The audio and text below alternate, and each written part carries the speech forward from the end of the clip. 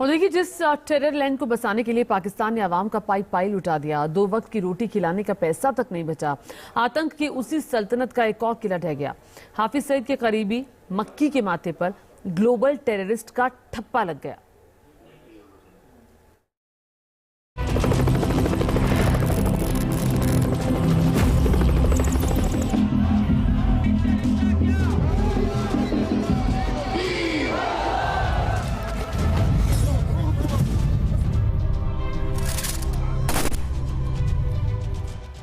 Over the decades, bravely. दुनिया जहान में आतंक के खिलाफ रण पर मोदी का दमखम असर रखता है, तो पीएम मोदी के जुबान से निकला मैसेज मायने रखता है, जिसका मतलब है कि पाकिस्तान के आतंकिस्तान का चेहरा वही है, बस आतंकिस्तान के पक्के इलाज का पैटर्न बदल गया। मोदी युग में पाकिस्तान को उसके आतंकियों के सबूत भी दिए गए, तो मांद में ढेर आतंकियों के शव भी, सर्जिकल स्ट्राइक और फिर एयर स्ट्राइक। मोदी युग में आतंकिस्तान पर ऐसा प्रहार आज तक इस्लामाबाद भूल नहीं पाया। लेकिन आतंक के खिलाफ लड़ाई का सिर्फ एक फ्रंट है। प्रधानमंत्री मोदी आतंक को उसकी मांद में ढेर करने की दूसरी विधा भी जानते हैं, जिसमें पाकिस्तान में रसूखदार आतंकियों को ग्लोबल टेररिस्ट की कतार में लाकर खड़ा कर देना। गौर से देख लीजिए, यही है मोस्ट वांटेड आतंकी अब्दुल रहमान मक्की, जिसके हाथ 26/11 मुंबई हमले में बेगुनाहों के खून से रंगे, जिसने हिंदुस्तान की आन बान और शान लाल किले को लहूलुहान कराया था। इस आतंकी के माथे पर आखिरकार भारत ने ग्लोबल टेररिस्ट का ठप्पा लगवा ही दिया। पहले मसूद अजहर और अब लश्कर के डिप्टी चीफ अब्दुल रहमान मक्की। आज बीजिंग में जिनपिंग बेचैन होंगे, इस्लामाबाद में शहबाज शरीफ परेशान होंगे, क्योंकि मोदी ने मक्की के हुक्का पानी बंद करने का इंतजाम कर दिया। हाल कंगाली चौराहे पर खड़े पाकिस्तान जैसा कर दिया। We welcome the decision of the UN Security Council's ISI and Al-Qaeda Sanctions Committee to list Lashkar-e-Taiba terrorist Abdul Rahman Makki, who is also the brother-in-law of LET leader Hafiz Saeed. Makki has occupied various leadership roles in the LET, including raising funds for the organization. Threats from terrorist organizations in the region remain high, and listings and sanctions by the UN Security Council are an effective tool to curb such threats and dismantle terror infrastructure in the region. India remains committed to pursuing a zero-tolerance approach to terrorism and will continue to press the international community to take credible, verifiable and irreversible action against terrorism. Modi युग में आतंक के खिलाफ महाजीत कितनी बड़ी है, उसे आप ऐसे समझिए। आतंक के खिलाफ जीरो टॉलरेंस का असर दिखा। पाकिस्तान को बचाने में चीन की दांव साक पर लगे। मोदी युग में तीसरे आतंकी पर ग्लोबल टेररिस्ट का ठप्पा लगा। आतंक के खिलाफ मोदी मॉडल का दबदबा दिखा।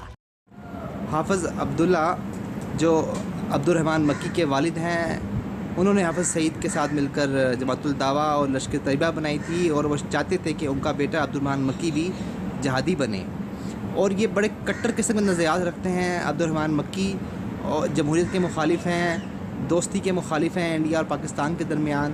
अब्दुल रहमान मक्की न सिर्फ लश्कर तैयबा का डिप्टी कमांडर है, बल्कि आतंक का सबसे बड़ा चेहरा हाफिज सईद इसके जीजा है। जीजा साले की जोड़ी ने पीओके से रावलपिंडी तक आतंक की ऐसी ऐसी फैक्ट्री बनाई, जहां से तैयार कसाब जैसे फिदाइन हिंदुस्तान के खिलाफ खूनी साजिशों को अंजाम देते। आपको मक्की की एक एक तकरीर का वीडियो सुनाते हैं। अल्लाह की कसम, भारत के अंदर जाके फौज के साथ लड़ के हिंदू फौज की छातियों पर चढ़ के देख लो फिर अल्लाह ताला कैसे लाज रखता है अपने शहीदों की। हमारा असल मसला भारत के साथ है, आजादी कश्मीर का। आपको अंदाजा हो गया कि अंडरग्राउंड रहने वाला मक्की कितना बड़ा खूंखार आतंकी है, भारत के खिलाफ कितना जहर भरा है। जीजा हाफिज सईद की तरह ही अब्दुल रहमान मक्की भी खतरनाक आतंकी है। दोनों जीजा साले की जोड़ी ने लश्कर के हर विंग का रिमोट कंट्रोल अपने हाथ में रखा। जब जीजा अंदर होता तो मक्की पीओके में एक्टिव नजर आता, और जब 2010 में मक्की को जेल हुई थी तो हाफिज सईद उसके नेटवर्क को ऑपरेट करता।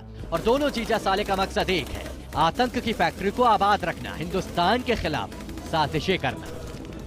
हाफिज सईद जब लश्कर तैयबा का आका बना तो उसने अब्दुल रहमान मक्की को डिप्टी चीफ बनाया। हाफिज ने जमातुल दावा नाम से पॉलिटिकल विंग बनाया और उसका चेहरा मक्की को बनाया, क्योंकि हाफिज पर बैन लगने के बाद राजनीति करना मुश्किल हो गया। इसका काम मक्की संभालता था। जमातुल दावा पर बैन लगने के बाद फलाह इंसानियत नाम का संगठन बनाया जिसमें मक्की कैशियर का रोल निभाता है। हाफिज सईद के लिए मक्की ऐसा मुखौटा और फलाह इंसानियत टेरर फंडिंग का ऐसा संगठन है जिसके जरिए वो हवाला के जरिए कश्मीर में पैसा भेजता था। इसी पैसे से वहाँ पत्थरबाजी होती थी और ग्लोबल टेररिस्ट का ठप्पा लगने के बाद मक्की की गर्दन पर ऐसी तलवार चली है कि हाफिज की तरह वो भी पीओके टू रावलपिंडी मूवमेंट नहीं कर पाएगा।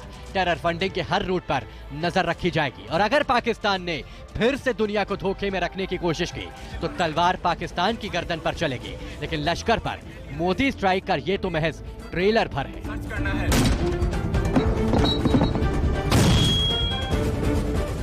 ये भारत की भी बड़ी कामयाबी है। ये वो टेररिस्ट है जिसको 2 दफा चाइना ने वीटो किया यूएन में, सिक्योरिटी काउंसिल में, इसका जब एज अ टेररिस्ट इसको डिक्लेयर करने की कोशिश की गई। लेकिन हमें यह देखना है कि ऐसा पाकिस्तान ने अब क्यों किया है।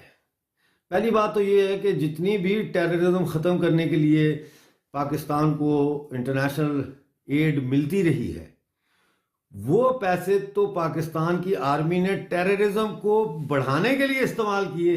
अब्दुल रहमान मक्की पर मोदी स्ट्राइक पाकिस्तान के एक तरफ हुआ तो दूसरी तरफ खाई है, क्योंकि आतंकिस्तान के खिलाफ भारत ने तब इमरान सरकार को बेनकाब करना शुरू किया था तो अपना चेहरा बचाने के लिए लखवी को सजा तो दिलवाई मगर जेल के अंदर और बाहर आता जाता रहा।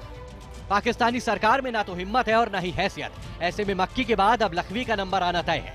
2018 में यूएन चार्टर में लखवी के खिलाफ प्रस्ताव आया था जिस पर फैसला अभी भी पेंडिंग है।